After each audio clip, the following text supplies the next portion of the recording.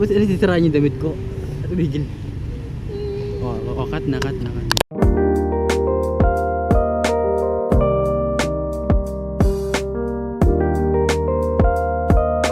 Okay, so it's day 1 ng countdown ng alis namin. So, maaga ako gumising ngayon dahil pupunta yung buyer nitong bed frame. Nagbabawas na kasi kami ng gamit kasi nga hindi naman din namin matadalas sa New Zealand yung mga gamit. So, ipenta lang natin kesa masayang, di ba?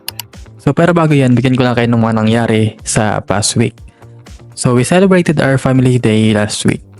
It was so fun. But unfortunately, ito din yung time na madaming na food poison sa amin and kasama na din kami.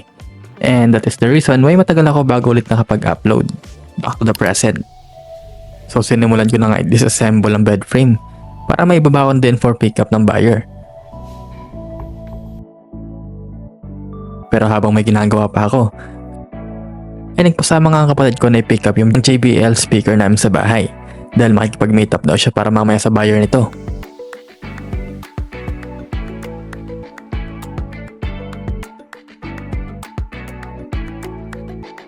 Sayang talaga, high quality pa naman ang speaker na to and original din. Nakakalungkot na kailangan na din namin ibenta dahil kami din naman ang mahihirapan sa airport kung dadalhin pa namin. So matapos nga namin kunin ng speaker na ibibenta, ay nagpasama nga kapatid ko sa lugar kung saan ako namimili ng mga chocolates na mura at madaming pagpipilian.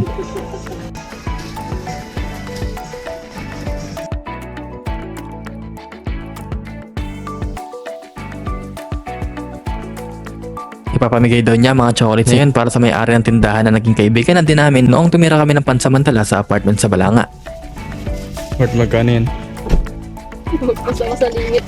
731. Umuwi nga muna din kami para makapag-agahan.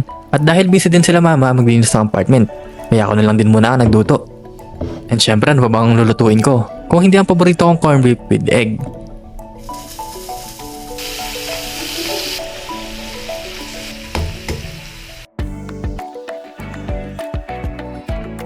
I saw you fly in a midnight through the window where a moonlight came. You sailing on the roof with the wind. Salamat naman at nabusog din. Sides of little window. So, nandito muna kami sa may park kasi inaantay yung buyer ng JBL. speaker. So, binabenta na namin siya. Kaso nasa biyahe pa daw. Ito namang isa nagmamadali masyado. Kailangan ko malaman kung mahahabol yung 9.5, yung 9.5 or 9K na lang. Inabot din ang mga kalahating oras bago mag-message ang buyer na nasa location na siya. Kaya nga napalaro na lang din muna ako para mapalipas ng oras. Okay, so nakipag-meet na yung kapatid ko dun sa may buyer.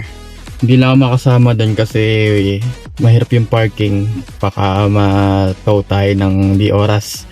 So nag-aantay muna ako dito. Dito muna ako nag-park sa top ng church ng Latter-day Saints ng Balanga. Kung matuloy yung bentahan, hindi may panggasolina ako. 1, 2, 3, 4, 5, 6, 7, 8, 9, 10. Ano yung 500 panggasolina? Ngayon na, mamaya na. Kami pa tayo alis. Sayang talaga yun, JBL Bluetooth na na speaker. Original yun eh. Hindi pa naman masyadong gamit, kaso nga lang nagkamadalian kami. Sunday na yung flight namin, so kailangan na mag-dispose sa mga gamit agad. Naisara lang sa 9.5 yung usap. Okay na din siguro kasi gusto naman din nila papa 6K.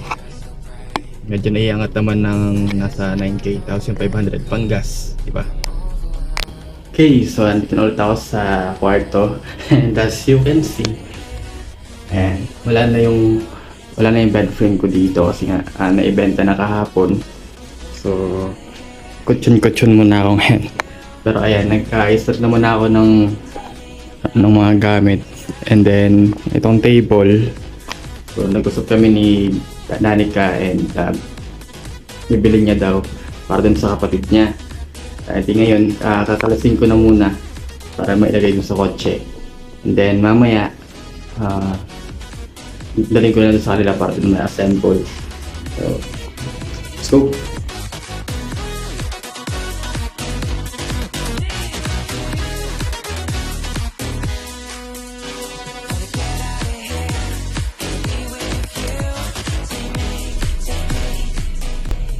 Okay, so dito ulit tayo sa Orion. And ngayon, punta ako sa car wash kasi ipapa-car wash ko tong kotse. Kasi mamaya na yung bentahan para syempre pag nakuha ng buyer, maganda yung kotse natin. Mamimiss ko yung kotse na to. Let's go sa car wash. Papagasolina pala muna ako.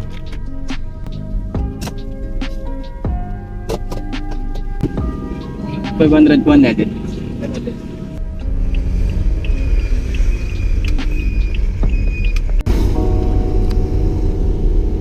Medyo mahaba ang pila sa car wash kaya nagantay din muna ako sa labas. Matapos ang mahigit na isang oras sa paghihintay ay naisalang ko na nga din ang kotse natin para malinisan. Grabe, bagong linis ng kotse. Parang ayoko na ibenta. Ay, almost 2 months din kasi before napa-car wash ulit dahil ngayon sobrang busy. Kung di man busy, pag pumunta ako sa car wash, laging puno. Ayoko na magsaya ng oras doon. Kaya kung kailan may bibenta na, tsaka na napa-car wash. So ngayon, andito tayo sa Loming, Batangas. Bibili muna ako kasi gugutom na ako. Hindi pa ako nag-aagahan. And cravings. Loming overload. Dine-in, take out. Take out. Ano po?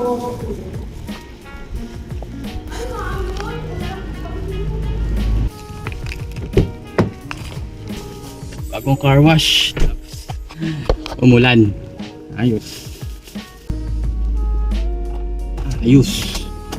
Hindi ako nag-car wash na ito ah. Bago na natin yung aircon tsaka yung fan. Kasi naman pinagasolina.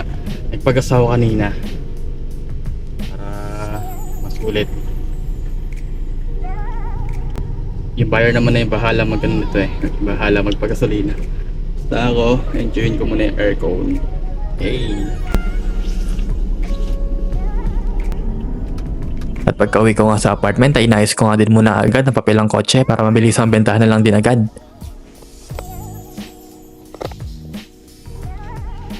Piling check up na din sa loob ng first car ko. Salamat sa mahigit na 2 years.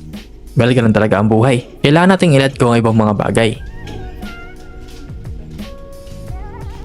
So yun, dito kami ngayon sa church and mag-video kami for continuation ng short film kasi kailangan namin matapos bukas. Dito nga pala si Sir Ma'am. Sir Ma'am. Siya si Sir Ma'am and predator ng mga bata. Kasi ito yung love ko. Nagsasadok ko. Meron siya sariling mundo. So cute. So ganda. Ngayong araw nga din namin tinapos ang shooting ng short film na isasabit namin sa competition. Ito na lang din naman kasi ang natitirang scene na kailangan naming videohan. Then post-production na.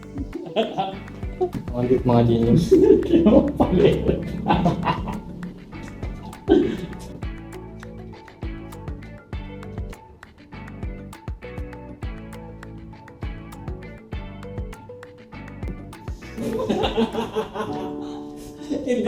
And dahil flight na nga din namin sa susunod na araw, ay sinunit na nga namin ang aming huling tambay.